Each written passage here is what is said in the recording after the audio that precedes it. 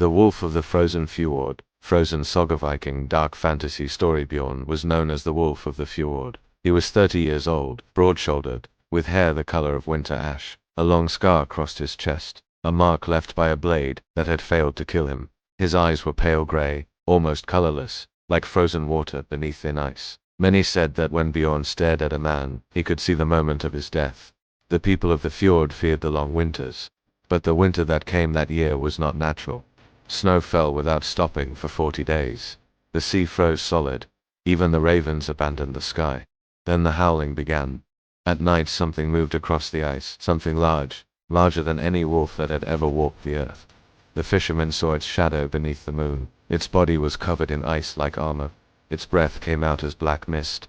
According to the old sagas, it was called Skollborn, a cursed wolf said to be born from the blood of Fenrir. When the creature came, the animals fled first. Then the people, Bjorn's village, did not flee.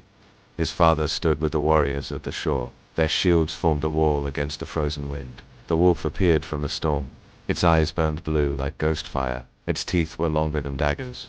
With one strike of its paw, 3 men were thrown into the air. Bjorn watched as his father raised his spear. The spear struck the wolf's neck, but shattered like glass. The beast bit down and dragged his father across the frozen ground. Bjorn did not scream, he only watched. When the wolf disappeared into the storm, the fjord fell silent. The next morning Bjorn buried what remained of his father beneath a pile of black stones. Then he walked into the forest alone. He carried no shield, only a long axe forged from meteor iron. The old smith had once told him, "This blade fell from the sky. It has tasted the fire of the stars." Bjorn followed the tracks across the ice. They were enormous.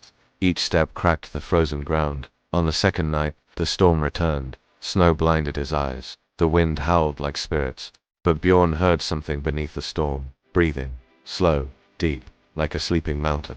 He found the cave where the wolf rested. Inside, bones covered the ground, human bones. The wolf opened its eyes. They glowed brighter than before. "Another man comes to die," the beast growled. Bjorn stepped forward. "I came to hunt." The wolf lunged. Its jaws closed around Bjorn's arm, crushing bone. But Bjorn drove the axe upward into the beast's skull. The blade stuck deep between the bones. The wolf roared and slammed him against the cave wall. Bjorn's vision darkened, but he did not release the axe.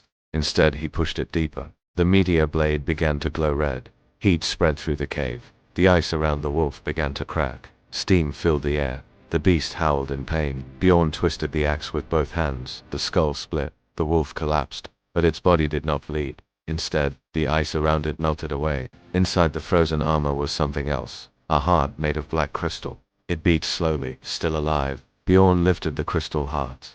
It burned like frozen fire. A voice whispered from inside it, "You have killed the wolf, but the winter belongs to me." Bjorn crushed the crystal with the back of his axe. The cave trembled. Outside, the storm stopped. The sky slowly cleared.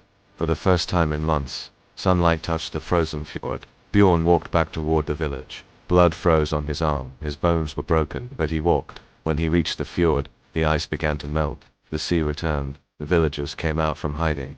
They saw Bjorn standing alone on the shore. Behind him, the winter was dying. From that day on, the people called him Frostwolf Slayer. But Bjorn did not stay, because he knew something. Creatures like Skollborn did not appear alone. Somewhere beyond the mountains, darker things were waking. Bjorn lifted his axe and looked north. The wind carried distant howls. And Bjorn smiled, because the hunt had only just begun.